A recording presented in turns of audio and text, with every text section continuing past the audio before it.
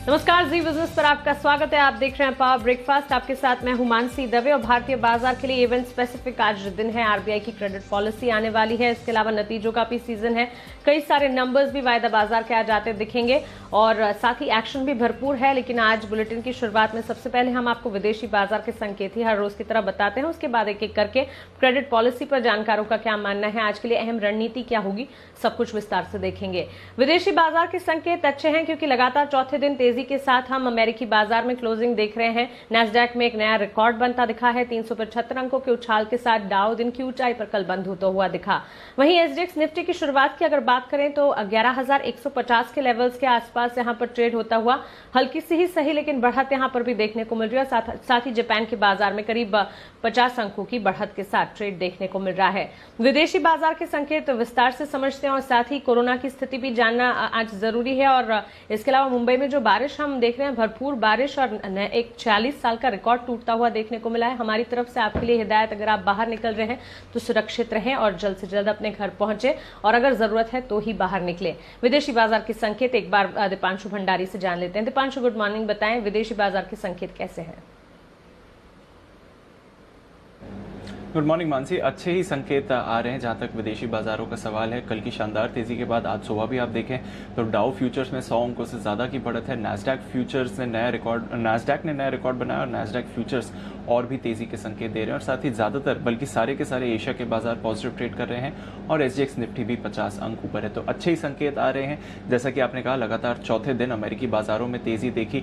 Nasdaq पहली बार 11,000 का स्तर छुआ। इंट्राडे लेवल्स पर नैस्डैक ने नया रिकॉर्ड वहां पर देखने को मिला और वहीं डाउ भी 375 अंक उछल कर दिन की ऊंचाई के करीब बंद हुआ। यही नहीं, S&P 500 में भी अच्छी तेजी रही और S&P 500 अपने नए हाई से बस 2% दूर है इस समय, तो काफी करीब पहुंचता हुआ दिख रहा है। आईटी स्टॉक्स में तो खरीदारी थी ही, पर इसके साथ साथ इकोनॉमी से जुड़े स्टॉक्स में भी एक्शन देखने को मिला। अच्छे नतीजों के दम पर डिज्नी का शेयर लगभग 9% उछला। एयरलाइंस के शेयर में अच्छी खरीदारी देखने को मिली। ऐसी खबरें आ रही हैं कि एयरलाइंस के लिए एक एडिशनल रिलीफ पैकेज आ सकता है $25 बिलियन का, तो इसके चलते चलते वहां पर भी तेजी देखने को मिली। इसके साथ साथ आज के साप्ताहिक बेरोजगारी दावों पर नजर रहेगी और नए स्टिमुलस प्लान पर अभी भी बातचीत जारी है, तो वो भी एक ट्रिगर रहेगा बाजारों के लिए। यूरोप के बाजारों में भी अच्छी तेजी रही। वहां पर कुछ कंपनीज के नतीजे आए थे जिसकी वजह से सहारा मिला है। इसके अलावा आप देखें तो सोने में जो रिकॉर्ड का रन है वो इस समय भी बरकरार है। कल और खरीदारी हमने आती हुई देखी है। गोल्ड प्राइसेस में कच्चे तेल को भी कल सहारा मिला है क्योंकि अमेरिकी भंडार अनुमान से ज्यादा गिरे हैं, तो वहां से भी आपने एक्शन बढ़ते हुए देखा और इस समय ब्रेंट तक लगभग $45 के करीब ट्रेड कर रहा है, जो कि 5 महीने के ऊंचाई के करीब है। तो काफी पॉजिटिव एक्शन आ रहे हैं और सभी के सभी एसेट क्लासेस में कुछ न कुछ पॉजिटिव ट्रिगर्स देखने को मिले हैं। चलिए, तो बिल्कुल काफी पॉजिटिव संकेत फिलहाल आते हुए विदेशी बाजार से हम देख रहे हैं। लेकिन दीपांशु, साथ ही कोरोना की स्थिति देश और दुनिया में कैसी है? कोरोना के मामले अभी भी तेजी से बढ़ रहे हैं और एक बार फिर से हमने देखा है कि भारत के जो नए मामले थे कल, वो विश्व में सबसे ज्यादा थे। यूएस और ब्राजील से भी ज्यादा नए मामले कल भारत में आए हैं। 56,000 से ज्यादा नए मामले सामने आए। मरने वालों की संख्या भी 900 से ज्यादा थी और अब जो कुल मरने वालों की संख्या है वो 40,000 के पार है भारत में। कल 45,000 लोग ठीक हुए, पर अभी भी 6 लाख के करीब एक्टिव मामले हैं इस समय भारत में और कुल संक्रमित लोगों की संख्या भी 19 19.5 लाख के पार है। यूएस की बात करें तो वहां पर भी लगभग 54,000 नए मामले सामने आए और सिमिलर ही केस लोड था। जहां तक ब्राजील की बात है, कल दुनिया भर में 2,62,000 नए मामले सामने आए और 6,500 लोगों की मौत हुई है। इसके अलावा ट्रंप साहब ने एक नया बयान दिया है जहां तक कोरोना की लड़ाई का सवाल है। वो कह रहे हैं कि वो मानते हैं कि कोरोना जो वायरस है वो जल्द ही जल्द चला जाएगा। वैक्सीन के लिए काफ़ी तेज़ी से काम चल रहा है और वहाँ पे वो इम्प्रूवमेंट एक्सपेक्ट करते हैं। और एक बार फिर से उन्होंने कहा कि लॉकडाउन खोलने की ज़रूरत है और अब वो पुश कर रहे हैं कि स्कूल्स जल्द से जल्द खोले जाएं, क्योंकि वो मानते हैं कि बच्चों को कोरोना ज़्यादा प्रभावी नहीं होता है और उनसे फैलना भी नहीं चाहिए। हालांकि जो उनके एक्सपर्ट्स हैं वो इसकी ऑपोजिट एडवाइस दे रहे हैं, पर फिर भी ट्रंप साहब पुश कर रहे हैं कि अमेरिका में जल्द से जल्द जहाँ पर भी लॉकडाउन है या रिस्ट्रिक्शन है वो हटानी चाहिए और स्कूल्स जल्द से जल्द खुलने चाहिए। तो ये है कुछ नए अपडेट्स जहां तक कोरोना का सवाल है। ओके, दीपांशु, शुक्रिया ये तमाम जानकारी के लिए और हमारे साथ जुड़ने के लिए। आगे बढ़ते हैं और देख लेते हैं कि कल के कारोबारी सत्र में संस्थागत निवेशकों ने क्या किया। एफआईआईज कल कैश मार्केट में करीब 60 करोड़ की बिकवाली कर रहे थे। वहीं डीआईएस की तरफ से कैश मार्केट में 426 करोड़ की बिकवाली आती हुई देखने को मिली है। वायदा बाजार में भी एफआईआईज की तरफ से 1570 करोड़ के करीब की बिकवाली देखने को मिल रही है। तो क्लियरली एफआईआईज कैश मार्केट और साथ ही वायदा बाजार में बिकवाली कर रहे हैं। इनफैक्ट वायदा बाजार में एक बड़ी बिकवाली 1569 करोड़ की बिकवाली यहां पर आती हुई देखने को मिल रही है। लेकिन चलिए अब आगे बढ़ते हैं और आरबीआई पॉलिसी पर ब्रोकरेज और महापोल जानकारों का क्या मानना है ये एक बार देख लेते हैं। बताने के लिए हमारे साथ जुड़ गई हैं पूजा त्रिपाठी। पूजा, गुड मॉर्निंग। बताएं क्रेडिट पॉलिसी पर जानकार क्या मानकर चल रहे हैं? Good morning Mansi. देखिए, जो क्रेडिट पॉलिसी आज होने वाली है उसको लेकर काफी ज्यादा कंफ्यूजन का माहौल है। क्या कर सकती है आरबीआई, इसको लेकर जो राय है वो काफी ज्यादा बटी हुई है। हमने जिन एक्सपर्ट से बात की, करीब 50% जानकारों का ये मानना था कि कोई बदलाव नहीं करेगी इस बार आरबीआई। वहीं 50% ये भी मान के चल रहे हैं कि 0.25% की कटौती देखने को मिल सकती है। अगला सवाल आरबीआई के रुख को लेकर था कि किस तरह का कमेंट्री रहेगी इस बार आरबीआई की तरफ से। तो यहाँ पर भी 50% जानकारों का मानना था कि जो रुख है वो नर्म रहेगा। वही 50% जानकार यही मान के चल रहे हैं कि एकोमोडेटिव स्टैंस बरकरार रहेगा आरबीआई की तरफ से। मॉरेटोरियम की अवधि बढ़ाने पर क्या कोई निर्णय आ सकता है, ये हमारा तीसरा सवाल था। तो यहाँ पर भी 100% जानकार और एक मत राय निकल कर आ रही है कि मॉरेटोरियम की अवधि अभी नहीं बढ़ानी चाहिए। चौथा सवाल ये था कि आरबीआई की इस बार जो पॉलिसी स्टेटमेंट आएगा उसमें आरबीआई का फोकस कहाँ होगा, क्योंकि महंगाई भी काफी तेजी से बढ़ रही है, आरबीआई की मैंडेट के ऊपर निकल चुकी है। तो अगला सवाल हमारा यही था कि फोकस महंगाई पर रहेगा या ग्रोथ और रिकवरी पर। तो यहाँ पर भी एक मत राय निकल कर आ रही है कि इन्फ्लेशन फिलहाल आरबीआई का फोकस नहीं होगा। इस वक्त जो फोकस रहेगा वो ग्रोथ और रिकवरी की तरफ ज्यादा रहेगा। इस वजह से भी कुछ जानकार 25 बेसिस पॉइंट की कटौती की भी बात कर रहे हैं, लेकिन राय काफी ज्यादा बटी हुई है, कुछ भी हो सकता है। ज्यादातर जानकार ये भी कह रहे हैं कि शायद कोई बदलाव ना हो। बिल्कुल पूजा, शुक्रिया ये तमाम जानकारी के लिए और हमारे साथ जुड़ने के लिए। तो यहाँ पर जानकारों की राय जरूर बटी और ऐसे में आप जानना चाहेंगे कि आखिर इकोनॉमी की स्थिति क्या है, और इसीलिए जी बिजनेस पर बदले हुए समय के साथ सुबह 10 बजे से क्रेडिट पॉलिसी पर महा कवरेज आपको देखने मिलेगी। चलिए अब सीधा रुक करते हैं हमारे स्पेशल सेगमेंट का, जहां हम रोज बात करते हैं जी बिजनेस के मैनेजिंग एडिटर अनिल सिंघवी से।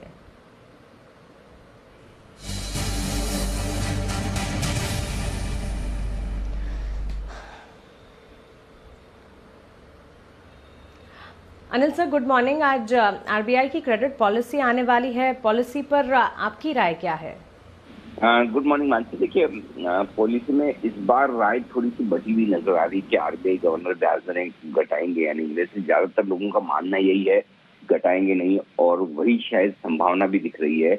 लेकिन सरप्राइज दे सकते हैं क्योंकि इकोनॉमी की सिचुएशन बहुत अच्छी है नहीं कोविड के बाद में, और ऐसे में थोड़ा सा आगे का सोच कर अगर उन्हें लगता है तो पुश कर सकते हैं। देखिए, अभी कुछ चीजें फेवरेबल हो रही है, इन्फ्लेशन बहुत ज्यादा नहीं है, दूसरा मॉनसून अभी तो ठीक से प्रोग्रेस करता हुआ दिख रहा है, तो आगे इन्फ्लेशन बढ़ने की संभावना कम है।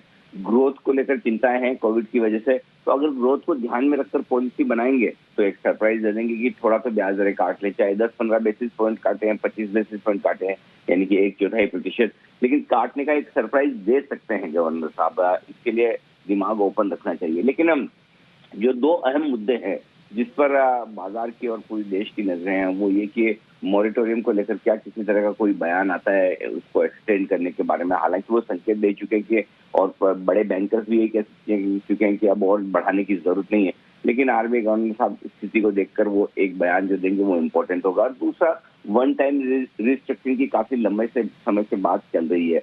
अब एक संभावना तो ये बनती है कि पॉलिसी में वो इसके बारे में कुछ न कहें, लेकिन अगर उस पर एक कोई क्लैरिफिकेशन आता है या कोई आरबीआई की मंशा पता चलती है तो बाजार का रिएक्शन उस पर भी होगा। तो मुझे लगता है कि आज पॉलिसी एक्शन के साथ साथ कमेंट्री गवर्नर साहब की काफी ज्यादा अहम होगी, और मुझे लगता है कि बाजार में जो रिएक्शन आएगा, अगर पॉलिसी में कोई बदलाव नहीं हुआ तो ठीक, उसके बाद कमेंट्री पर बाजार का रिएक्शन आना तय है। तो मुझे लगता है कि पॉलिसी में क्या कुछ हो सकता है, बहुत लंबे समय बाद मानते ऐसा लग रहा है कि जिसका ठीक ठीक अंदाजा लगाना मुश्किल काम है कि एग्जैक्टली क्या होने वाला है, देखते हैं। अच्छा, दूसरी बात एक और है कि टाइम भी बदल गया है। आमतौर पर 11:30 बजे से कवरेज शुरू होती है, 11:45 बजे पॉलिसी की दरों का ऐलान होता है, इस बार अभी तक आरबीआई की तरफ से कंफर्मेशन नहीं कि एग्जैक्टली कितनी बजे शुरू होगी, लेकिन अंदाजा ये लगाया जा रहा है कि शायद 10 बजे ही पॉलिसी आ जाए, तो बदले हुए समय के साथ भी आ सकती है। तो बहुत कुछ होने वाला है पॉलिसी में। टाइमिंग का भी सरप्राइज है और आगे क्या सरप्राइज मिलेंगे वो पता चलेगा। बिल्कुल। और अनिल जी, जब इतनी सारी अटकलें लगाई जा रही हैं तो हम आपको सुनना चाहेंगे बिल्कुल कि इस पर आपकी आखिर राय क्या है। लेकिन साथ ही बाजार की तस्वीर फिर आज कैसी दिखेगी, आज के लिए अहम लेवल्स क्या होंगे? बाजार क्लियर बढ़िया, एकदम कहीं कोई दिक्कत नहीं है और पॉलिसी के पहले तक तो एकदम मजबूत है। पॉलिसी के बाद आप देखिए जो होता है वो देखा जाएगा, लेकिन पॉलिसी तक तो कहीं कोई समस्या है ही नहीं। अमेरिका में इतनी जबरदस्त तेजी, उम्मीद से कहीं ज्यादा। डाउ फ्यूचर्स और सेंचुरी मार्केट ट्रेड कर रहे हैं। हमारे यहाँ के बाजार कल ही ताकत दिखा चुके थे, परसों ही ताकत दिखा चुके थे। कल बिना बात तेजी से गिरे दिन के दौरान, और वो भी वापस रिकवरी होकर क्लोजिंग हमने बुरी थोड़ी दी। 11,100 की क्लोजिंग बहुत अच्छी है, 21,500 के आसपास की क्लोजिंग बहुत अच्छी है। तो मुझे लगता है आज फिर से कल के हाई छूने की तैयारी है। 11,200, 11,225 जैसा कल हम बात कर रहे थे, आज फिर से आपको 11,200 के दर्शन हो ही जाएंगे, चिंता न करें। बैंक निफ्टी भी 21,900, 22,000 की तरफ बढ़ सकता है। लेकिन यही है कि अगर 10 बजे पॉलिसी है तो फिर पॉलिसी के पहले और पॉलिसी के बाद का व्यू आपको अलग रखना पड़ेगा। तो जो कुछ भी मैं कह रहा हूँ ये पॉलिसी के पहले के लेवल से, लेकिन क्योंकि पॉलिसी का दिन है तो आज मैं जो रेंज दे रहा हूँ मानसे वो थोड़ी सी बड़ी है। 10,900, 11,000 निफ्टी पर सपोर्ट रेंज है और ऊपर की तरफ 11,225, 11,300 ये निफ्टी के लिए ऊपरी स्तरों पर रुकावट का लेवल है। बैंक निफ्टी के लिए 21,000, 21,100 ये 100 पॉइंट की रेंज बेहद मजबूत सपोर्ट है और ऊपरी स्तर पर 21,900, 22,100 वो रेंज है जहां पर मुनाफा उछली आ सकती है। तो इस रेंज को कहीं बाहर किसी एक तरफ तोड़ेंगे तो बड़े मुंह आने की संभावना है। लेकिन आज पॉलिसी और वायदा कारोबार की एक्सपायरी के लिहाज से थोड़ी सी बड़ी रेंज हैंडी रखना ठीक होगा। अगर पॉलिसी ठीक आई तो एकदम स्मूथ बढ़िया वन साइडेड तेजी बन सकती है, और पॉलिसी में थोड़े से झटके लगे तो फिर एक्सपायरी भी है और कल का सेशन भी हमें याद है, तो फिर थोड़े वॉलेटाइल हो सकते हैं।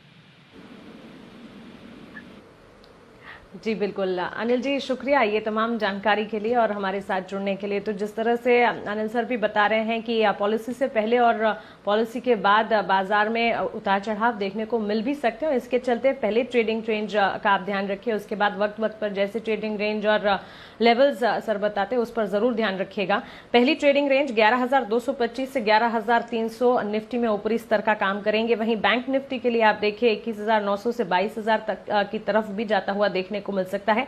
21,000 से 21,100 सपोर्ट जोन्स का काम करेंगे। वहीं 21,900 से 22,100 की रेंज है जिसे ऊपरी रेंज के तौर पर आप मानकर चल सकते हैं। पॉलिसी के पहले की ट्रेडिंग रेंज पर आपको गौर करना है। और साथ ही आपको बता दें क्योंकि विदेशी बाजार के संकेत अच्छे हैं तो इसके चलते शुरुआती सेशन में अच्छी बढ़त के साथ शुरुआत होती हुई जरूर देखने को मिल सकती है। चलिए आगे बढ़ते हैं और जान लेते हैं कि खबरों के चलते आज कहां पर एक्शन देखने को मिलेगा। खबरों वाले शेयर्स लेकर हमारे साथ देवांशी अशर जुड़ गई हैं। देवांशी, गुड मॉर्निंग, बताएं।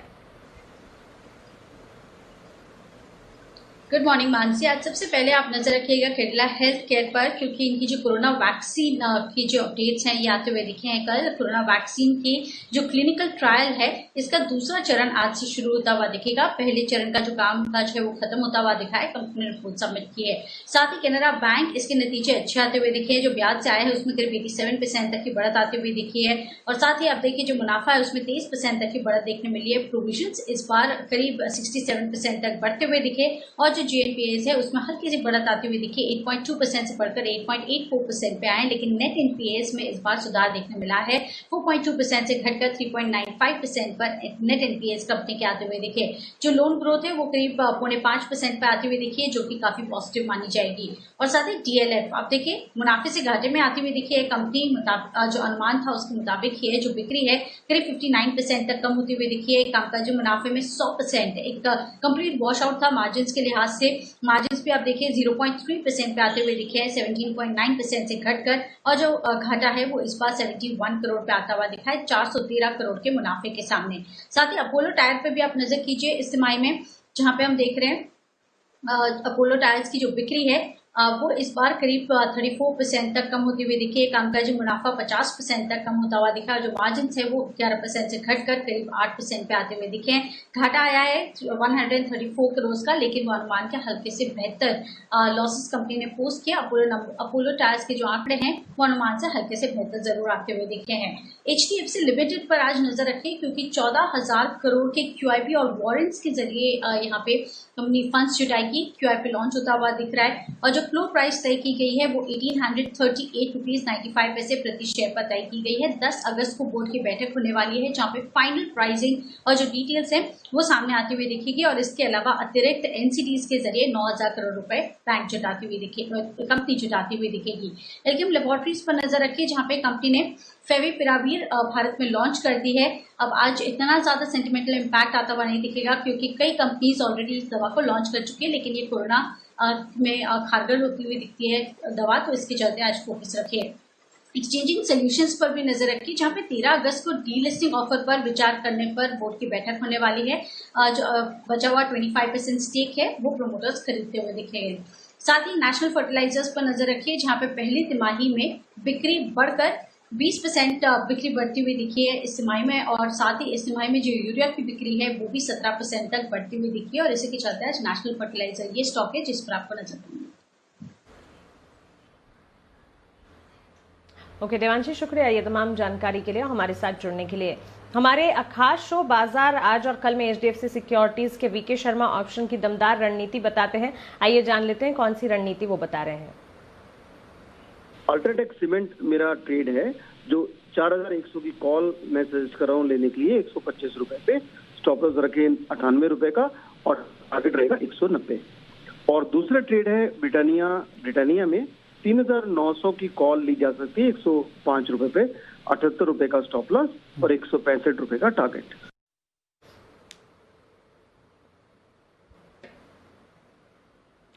चलिए, तो VK शर्मा साहब की तरफ से 2 कॉल्स हमारे पास। अल्ट्राटेक सीमेंट अगस्त कॉन्ट्रैक्ट 4100 की कॉल खरीद सकते हैं 190 के टारगेट्स के साथ, 98 का स्टॉप लॉस। वहीं ब्रिटानिया अगस्त कॉन्ट्रैक्ट 3900 की कॉल खरीदने की राय, 165 की टारगेट, 78 का एक स्टॉप लॉस। हमारे खास शो बाजार आज और कल में हर रोज VK शर्मा जी अपनी दमदार ऑप्शन की रणनीति लेकर आते हैं, तो कमाना है मुनाफा तो हर रोज शाम बाजार आज और कल में हमारे साथ जुड़ना बिल्कुल ना भूलें। चलिए, कुछ अहम ट्रेडिंग कॉल्स आपके सामने रख देते हैं। हमारे पास 3 कॉल्स हैं। आनंद राठी सिक्योरिटीज की तरफ से कॉल आई है बाटा और साथ ही टाटा मेटलिक्स पर। बाटा इंडिया आप खरीदारी करके चल सकते हैं, 1350 के लक्ष्य को मानकर चले, यहाँ पर 1295 का एक स्टॉप लॉस लगाइएगा। इसके अलावा टाटा मेटलिक्स में भी खरीदारी की राय आनंद राठी सिक्योरिटीज का मानना है कि 520 के टारगेट्स यहाँ पर देखने को मिल सकते हैं, 592 का एक स्टॉप लॉस आपको लगाना होगा। साथ ही चॉइस ब्रोकिंग की तरफ से UBL की कैश मार्केट में राय आती हुई देखने को मिल रही है, 989 के टारगेट्स को मानकर चले, यहाँ पर स्टॉप लॉस जो है उसे 934 का आप लगाइएगा। ये राय फिलहाल आपके लिए। हमारे साथ kiranjadhav.com के CEO आशीष केलकर जुड़ गए हैं। आशीष, गुड मॉर्निंग, स्वागत है आपका जी बिजनेस पर। क्रेडिट पॉलिसी एक अहम इवेंट का दिन है आज, इससे पहले बाजार की तस्वीर आप कैसी देख रहे हैं? Good morning Mansi. देखिए, अगर हम पॉलिसी की बात करें तो मैं मानता हूँ पॉलिसी के चलते थोड़ा वोलेटिलिटी दिखने को मिलेगा। पॉलिसी से पहले एक शांत बाजार देखने को मिल सकता है विद अ पॉजिटिव बायस, और पॉलिसी के बाद पॉलिसी के ऊपर निर्भर करेगा कि किस तरह का और किस डायरेक्शन में हम बाजार को जाते हुए देखेंगे। तो अगर कोई एग्रेसिव ट्रेडर है तो उनके लिए मैं एक ट्रेड यहाँ पे सजेस्ट करना चाहूंगा इंडेक्स में, और वो भी निफ्टी में। निफ्टी की अगर बात करें तो बहुत ही इंपॉर्टेंट लेवल जो नीचे की तरफ है वो 11,050 का है। तो अगर हमें 11,000 के नजदीक अगर बाइंग अपॉर्चुनिटी मिलती है, तो 11,100 के करीब अगर बाइंग अपॉर्चुनिटी मिलती है तो खरीदारी करने की सलाह होगी। मेरा स्टॉप लॉस रहेगा 11,040 का और मेरा लक्ष्य रहेगा 11,200 का। तो ये थोड़ा एग्रेसिव ट्रेडर अगर कोई है, रिस्क एपेटाइट है, तो ही इनिशिएट करना चाहिए 11,100 के नजदीक। ओके, और साथ ही आज के लिए कोई कॉल्स, कोई स्टॉक स्पेसिफिक राय आप देना चाहेंगे? डेफिनेटली मानसी जी, मेरा एक कॉल है, और वो जो कॉल है, कल हमने बाजार में देखा कि मेटल इंडेक्स में बहुत अच्छा ब्रेकआउट मिला है और मेटल स्टॉक्स में भी अच्छा परफॉर्म करते हुए हमने देखा। मेटल स्टॉक जो चल रहे थे उसमें से एक स्टॉक जो ज्यादा भागा नहीं है लेकिन ब्रेकआउट दिया है, वो स्टॉक है हिंदाल्को। हिंदाल्को हमें खरीदारी करने की सलाह है। मेरा स्टॉप लॉस रहेगा 171 और मेरा टारगेट रहेगा 181। ओके आशीष, शुक्रिया ये तमाम जानकारी के लिए और हमारे साथ जुड़ने के लिए। कमोडिटी बाजार के अपडेट्स एक बार देख लेते हैं। हमारे साथ एंजल कमोडिटी के अनुज गुप्ता जुड़ गए हैं। अनुज, गुड मॉर्निंग, स्वागत है आपका जी बिजनेस पर। सबसे पहले सोने चांदी की चाल पर ही अपना नजरिया बताएं। मानसी जी गुड मॉर्निंग। जिस तरीके से हमने गोल्ड सिल्वर में रैली बनते हुए देखी है और लाइफ टाइम हाई बनते हुए देखे हैं गोल्ड में, सिल्वर भी 12 साल की हाईस पर है, तो हमें लगता है कि ट्रेंड पॉजिटिव रहेगा। आज भी हम देखें तो इंटरनेशनल मार्केट में भाव करीबन 2040 के अराउंड चल रहे हैं, तो पॉजिटिव ट्रेंड रहेगा। हमें लगता है कि गोल्ड में बाय करके चलना चाहिए करीबन 54,400 के आसपास। ऊपर में टारगेट करीबन 55,000-56,000 तक का देखने को मिल सकता है, तो ट्रेंड पॉजिटिव है, तो बाइंग का ट्रेड बनाया जा सकता है।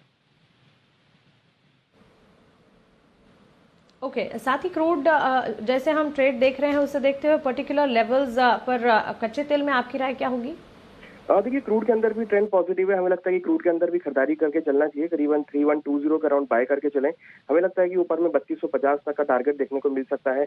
कहीं ना कहीं यहाँ पर भी रैली बनती हुई दिखी है, तो हमें लगता है कि $44 से लेकर $46 तक के लेवल क्रूड में देखने को मिल सकते हैं, तो ट्रेंड यहाँ पर भी पॉजिटिव बनता हुआ दिख रहा है, तो यहाँ भी बाय का ट्रेड ही रहेगा।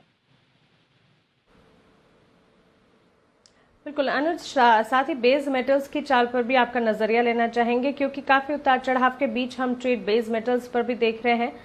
करंट लेवल्स को देखते हुए कॉपर में एक आउट परफॉर्मेंस देखने को मिल रही है। इसे देखते हुए कॉपर और ऑफ कोर्स एल्यूमिनियम, क्योंकि यहाँ पर गिरावट देखने को मिल रही है, दोनों पर आपकी राय क्या होगी? देखिए सभी बेस मेटल में ट्रेंड पॉजिटिव रहा है। अगर हम कॉपर, जिंक और निकल की बात करें, लेड भी इसमें शामिल है, तो कहीं ना कहीं जिस तरीके से डिमांड बढ़ी है, हमें लगता है कि बेस मेटल में आगे भी ट्रेंड पॉजिटिव रहेगा। तो कॉपर में अगर हम देखें तो हमें लगता है कि बाय करके चलना चाहिए। ऊपर में करीबन 520 से लेकर 525 तक का टारगेट देखने को मिल सकता है। और अगर एल्युमिनियम की बात करें तो एल्युमिनियम के अंदर भी धीरे धीरे एक लोअर लेवल से बाउंस बैक दिख रहा है। हमें लगता है कि एल्युमिनियम के अंदर भी खरीदारी करके चल सकते हैं। ऊपर टारगेट करीबन 150 से लेकर 152 तक देखने को मिल सकता है, तो बेस मेटल के अंदर भी खरीदारी का ही मौका रहेगा। बिल्कुल अनुज, शुक्रिया ये तमाम जानकारी के लिए और सवालों के जवाब देने के लिए।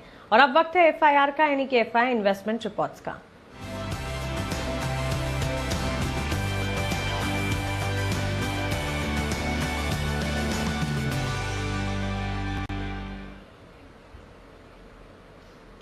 ब्रोकरेज रिपोर्ट्स लेकर आशीष चतुर्वेदी हमारे साथ जुड़ गए हैं। आशीष, गुड मॉर्निंग, बताएं। Good morning Mansi. फिलहाल के लिए अगर आप देखें तो केवल 2 रिपोर्ट्स है मेरे पास। JP मॉर्गन की एक इंपॉर्टेंट रिपोर्ट दिखी कैडिला पर, जहाँ पर सर्टिफिकेट की रेटिंग को बरकरार रखा है 285 रुपए के। मैं आपको 396 यानी इनके मुताबिक अगर देखें तो यहाँ पर डाउन साइड ही एक्सपेक्ट कर रहे हैं, और कह रहे हैं कि वैक्सीन का जो डेटा है यहाँ पर खास नजर रखनी होगी, और छोटी अवधि में अगर आप देखें तो आय सपाट रहने का अनुमान है। हालांकि जो नतीजा थे इनमें एबिटा इनके अनुमान के मुताबिक देखने को मिला, जिसके चलते आप हल्के से इनको बेरिश ही मान लीजिए। मॉर्गन स्टैनली की एक आखिरी रिपोर्ट है आज के लिए, डीमार्ट पर रिपोर्ट है, जहां पर ओवरवेट की रेटिंग को बरकरार रखा है 2739 रुपीज के लक्ष्य के लिए, 2153 कल की लक्ष्य है। और ये कह रहे हैं कि स्टोर में कामकाज अगर आप देखें तो ऑलमोस्ट 80% प्री कोविड स्तर पर पहुंच चुका है, जिसके चलते स्टॉक पर पॉजिटिव है। यानी कुल मिलाकर ये 2 रिपोर्ट्स है जहां पर आज आपको फोकस रखना होगा। जी बिल्कुल आशीष, शुक्रिया ये तमाम जानकारी के लिए और हमारे साथ जुड़ने के लिए।